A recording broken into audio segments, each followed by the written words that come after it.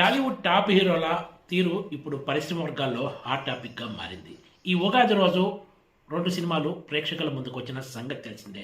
ఇందులో ఒకటి భారీ హైప్ ఉన్న హిందీ సినిమా 'దురంధర్ 2' అయితే రెండవ సినిమా ఆంధ్రప్రదేశ్ ఉప ముఖ్యమంత్రి, జనసేన అధినేత పవన్ కళ్యాణ్ హీరోగా నటించిన 'ఉస్తాద్ భగత్ సింగ్'. ఇక్కడ విచిత్రం ఏమిటంటే టాలీవుడ్లో టాప్ హీరోలుగా ఉన్న ఒక్కరు కూడా 'ఉస్తాద్ భగత్ సింగ్' సినిమా గురించి ప్రస్తావించకుండా 'దురంధర్ 2' సినిమా గురించి వరుసపెట్టి ట్వీట్లు చేయడం ఇప్పుడు పరిశ్రమ వర్గాల్లో పెద్ద చర్చనీయాంశంగా మారింది.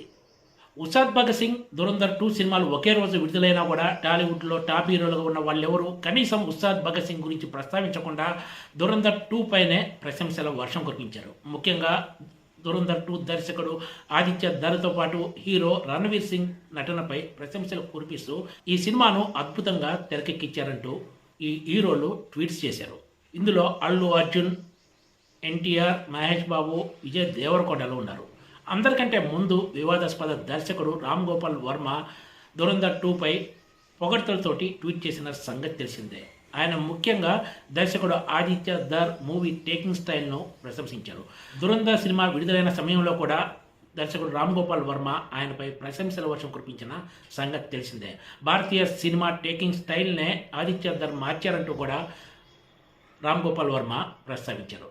'దురంధర్ 2' సినిమాపై ప్రశంసలు కురిపించడాన్ని ఎవరూ తప్పుపట్టరు. కానీ ఆంధ్రప్రదేశ్ ఉప ముఖ్యమంత్రిగా ఉన్న పవన్ కళ్యాణ్ సినిమా గురించి మాటమాత్రంగా కూడా ప్రస్తావించకపోవడమే ఇప్పుడు చర్చకు కారణమవుతుందని చెప్పాలి.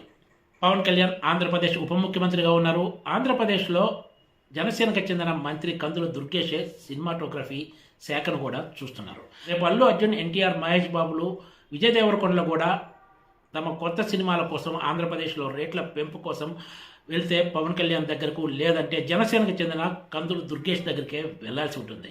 హీరోలు వెళ్ళకపోతే ఆయా హీరోల సినిమాలు తెరకెక్కించిన నిర్మాణ సంస్థలు కూడా వీళ్ళను సంప్రదించాల్సి ఉంటుంది. అయినా సరే ఇవేమీ పట్టించుకోకుండా వీళ్ళు ఫోకస్ అంతా 'దురంధర్ 2' పైన పెట్టారు తప్ప అసలు 'ఉస్తాద్ భగత్ సింగ్' గురించి ప్రస్తావించకపోవడం అందరిలో చర్చకు కారణమవుతుంది. టాలీవుడ్ టాప్ హీరోలుగా ఉన్న అల్లు అర్జున్, మహేష్ బాబు, ఎన్టీఆర్లు తెలుగు సినిమాను పూర్తిగా విస్మరించి హిందీ సినిమాపై అంతగా ఫోకస్ పెట్టడం వెనుక కారణం ఏమై ఉంటుందా అనే చర్చ కూడా సాగుతుంది.